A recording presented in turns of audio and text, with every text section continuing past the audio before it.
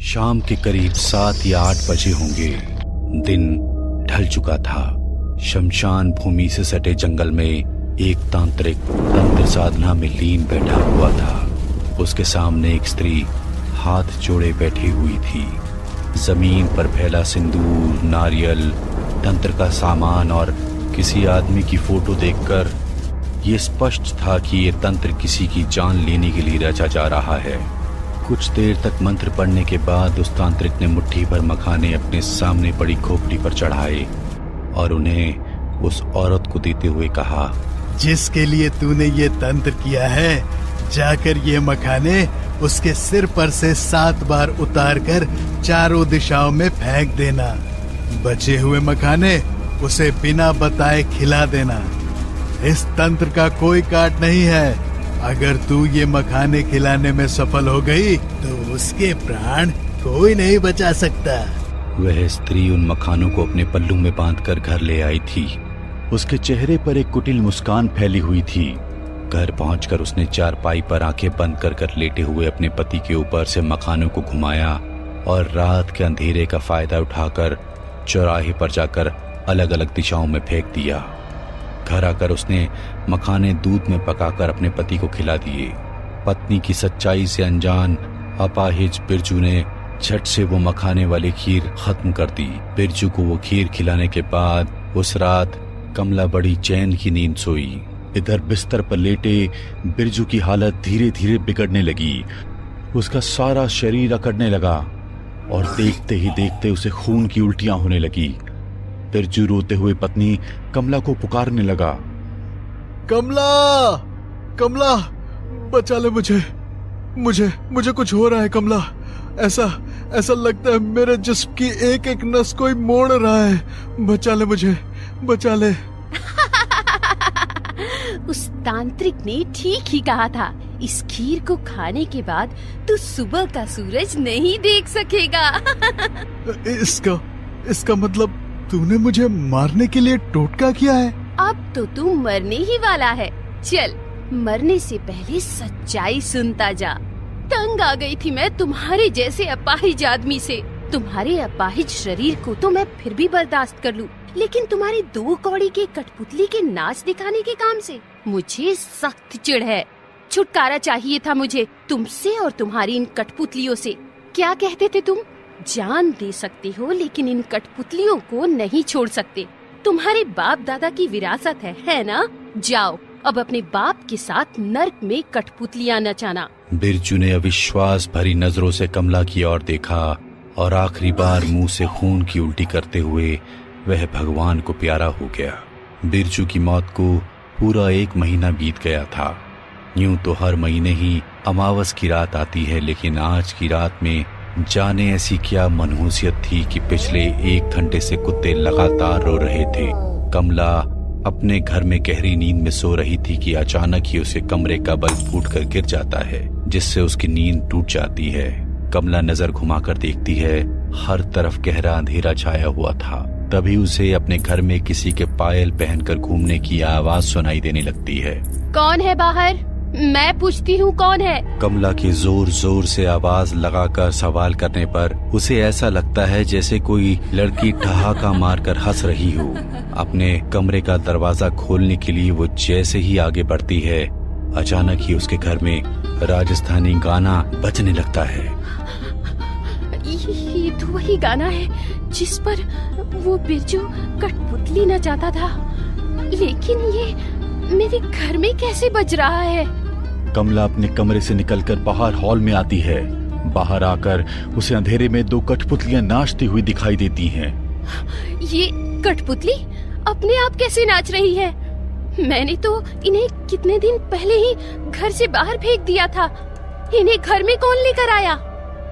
कमला घबराते हुए कौन है कहती हुई कठपुतलियों की ओर बढ़ रही थी कि तभी उसे पहले बिरजू की परछाई दिखाई देती है और फिर बिरजू की आवाज सुनाई पड़ती है। कमला, कमला, मैं हूँ पगली। इतनी जल्दी मुझे भूल गई? कमला डरकर तेजी से बाहर की ओर भागने लगती है, लेकिन एक रेशमी डोर आकर उसे गले में लिपट जाती है और उसे पीछे खींचने लगती है। कमला जाकर उन कठपुतलियों के बराबर में खड़ी हो जाती है। अगले ही पल एक कठपुतली की तरह ढेर सारी रस्सियां उसके हाथ, पैर और गर्दन के आर पार हो जाती हैं और जाकर छत से बंध जाती हैं। कमला दर्द से तड़प रही थी। उसके जिस्म से जगह जगह पर खून रिस रहा था। तभी कमरे में रोशनी हो जाती है। तुझे कठपुतली से बहुत नफरत थी ना? अब तू मेरे साथ ही कठपुतली बनकर रहेगी। अगले ही पल कमला की गर्दन में बंधी रस्सी जोर से खिंचती है और कमला की गर्दन टूटकर एक और लटक जाती है। 1 साल बाद रात के 9 बज रहे थे। मेहरगंज गांव में हर तरफ अंधेरा ही अंधेरा नजर आ रहा था। अचानक वहां पर बांसुरी बजाता हुआ एक आदमी आ जाता है। उसकी पारंपरिक राजस्थानी वेशभूषा देखकर धीरे धीरे लोग उसके पास इकट्ठे होने लगते हैं। अरे ओ भाई, कौन हो तुम और इतनी रात को हमारे गांव में क्या कर रहे हो? मैं कठपुतली का खेल दिखाने आया हूँ भाई जी। अपने गांव के सभी भाई बहनों को बुला लो। मारे जैसा कठपुतली का नाच पूरे राजस्थान में कोई ना दिखा सके। अरे भाइयों, सवेरे आइयो सवेरे। इस वक्त कौन खेल देखेगा? मैं दिन में नहीं निकलता हूँ, मेरा यही उसूल है। मैं अपना खेल रात को दिखाता हूँ। धीरे धीरे गांव के काफी सारे लोग जमा हो जाते हैं और बांसुरी वाला आदमी खेल दिखाने लगता है। अरे ये क्या भाई, तुम्हारी कठपुतली की आंखों से तो खून टपक रहा है और कठपुतली गोल गोल अपनी आंखें भी घुमा रही है। घबराओ नहीं, ये तो बस हाथ की सफाई है। मैंने कहा था ना, मारे जैसा नाच तुमने कभी ना देखा होगा। मान गए भाइयों, ऐसा लग रहा था कोई औरत सच में नाच रही हो। आप लोगों की इजाजत हो तो मैं कुछ दिन आपके गांव में डेरा डाल दूं, फिर दूसरे गांव निकल जाऊंगा। तुम सच्चे कलाकार हो। तुम्हारे नाच से गांव वाले बड़े खुश हो गए। तुम जितने दिन चाहो यहाँ रह सकते हो। कठपुतली वाला अपना सामान समेट ही रहा था कि एक औरत सुनीता कठपुतली को देखकर हंसने लगी। अरे ये भी कोई खेल हुआ भला? रस्सी बांधकर इन कपड़ों की गुड़िया को हिलाने में कौन सी कला है? आजकल कौन ये सब बचकानी चीजें देखता है? सुनीता की बात सुनकर वह कठपुतली वाला गुस्से में उसकी तरफ देखता है और अपना सामान समेटकर मुखिया की बताई जगह पर जाने लगता है। आधी रात बीत गई थी। सुनीता को अचानक अपने कमरे में उसी गाने की आवाज सुनाई देने लगती है जो कठपुतली वाला बजा रहा था। ये गाना मेरे कमरे में कौन बजा रहा है? कौन है यहाँ? सुनीता घबराई हुई सी एक एक करके पूरे घर के कमरों में देखती है, लेकिन उसे किसी भी कमरे में कोई दिखाई नहीं देता। अचानक उसे अपने पीछे कोई साया महसूस होता है, जिससे वह बहुत घबरा जाती है। पीछे मुड़कर देखती है, उसके सामने एक आदमी खड़ा हुआ था जिसकी चमड़ी सफेद थी और आंखें अंदर को धसी हुई थी। मेरी कठपुतली का मजाक बनाया था ना तूने? आज से तू भी मेरे इशारों पर नाचेगी। कौन हो तुम? मेरे घर में कैसे आए? बचाओ बचाओ, कोई मुझे इस राक्षस से बचाओ। उस भयानक से आदमी को देखकर सुनीता वहां से भागने लगती है।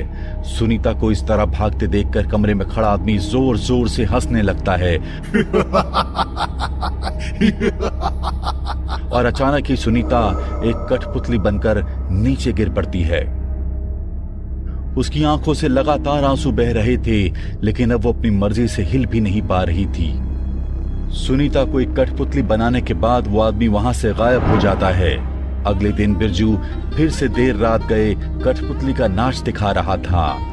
आज उसके पास एक नई कठपुतली भी थी। ये कठपुतली अपनी आंखें गोल गोल घुमा रही थी और नाचते हुए लगातार रो रही थी। नाच देख रहे आदमियों में से अचानक एक आदमी भीड़ से बाहर आता है। ये कैसी कठपुतली है जो ऐसे रो रही है जैसे कोई इंसान हो? उसने बिल्कुल मेरी पत्नी सुनीता जैसे कपड़े पहन रखे हैं। कल रात से मेरी पत्नी लापता है। सच सच बता, तूने क्या किया मेरी पत्नी के साथ? सुनीता का पति गुस्से में कठपुतली वाले को पीटने के लिए उसके गिरेबान पकड़ लेता है। अरे बीवी के गम में बावला हो गए हो के? तेरा दिमाग ठिकाने पर तो है? कोई इंसान कठपुतली कैसे बन सकता है? सुनीता सुनीता, तुम कहाँ चली गई? मुझे पता है तुम्हें उस कठपुतली वाले ने मुझसे छीन लिया है। तू कभी लौट कर नहीं आएगी, लेकिन मेरी बात पर कोई यकीन नहीं कर रहा। वो रोता बिलखता सुनसान जंगल में भटक रहा था कि तभी अचानक से उसके सामने एक बाबा आ जाते हैं, जिन्हें देखकर पहले तो वो डर जाता है और ध्यान से देखने पर उन्हें सारी बात बता देता है। ये क्या बोल रहे हो तुम? क्या तुम्हारे गांव से भी लोग गायब हो रहे हैं? क्या तुमने कोई कठपुतली का खेल देखा था? बाबा, क्या आप मेरी मदद कर सकते हैं? उस कठपुतली वाले ने मेरी पत्नी को कठपुतली में बदल दिया। मैंने देखा है उसे। उसकी आंखों से आंसू गिर रहे थे और उसने हूबहू सुनीता जैसे कपड़े पहन रखे थे। बाबा, बेटा, तुझसे पहले भी इसने दूसरे गांवों से कई सारे लोगों को कठपुतली में बदला है। वो आदमी नहीं है, बिरजू नाम के एक कठपुतली वाले की आत्मा है। इसके बाद बाबा उसे बिरजू की पूरी कहानी सुनाते हैं। बाबा, इस तरह से तो वो न जाने कितनी ही जाने लेता रहेगा। आप कुछ कीजिए बाबा। क्या वो तुम्हारे गांव में रुका हुआ है? हाँ बाबा। ठीक है, चलो मेरे साथ। बाबा वीरू के साथ उस जगह पर पहुंचते हैं जहां बिरजू ने अपना डेरा डाला हुआ था। बाबा बिरजू के घर के चारों ओर कुमकुम से घेरा बनाकर अपने लिए एक सुरक्षा घेरा बनाते हैं और फिर प्रेत मुक्ति यज्ञ करने लगते हैं। मंत्रों की शक्ति से उत्तेजित होकर बिरजू अपने कमरे से बाहर निकलता है और गुस्से में चिल्लाने लगता है, रुक जाओ वरना पछताओगे। बिरजू दौड़कर वहां से बाहर आने की कोशिश करता है, लेकिन बाबा के सुरक्षा घेरा बनाने के कारण वह बाहर नहीं निकल पाता। बाबा के लगातार मंत्र पढ़ने से बिरजू अपने वास्तविक रूप में आ जाता है। उसका भयानक चेहरा देखकर वीरू का कलेजा मुंह को आ रहा था।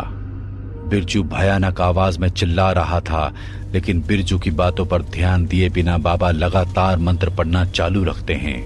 विधि समाप्त हो गई वीरू।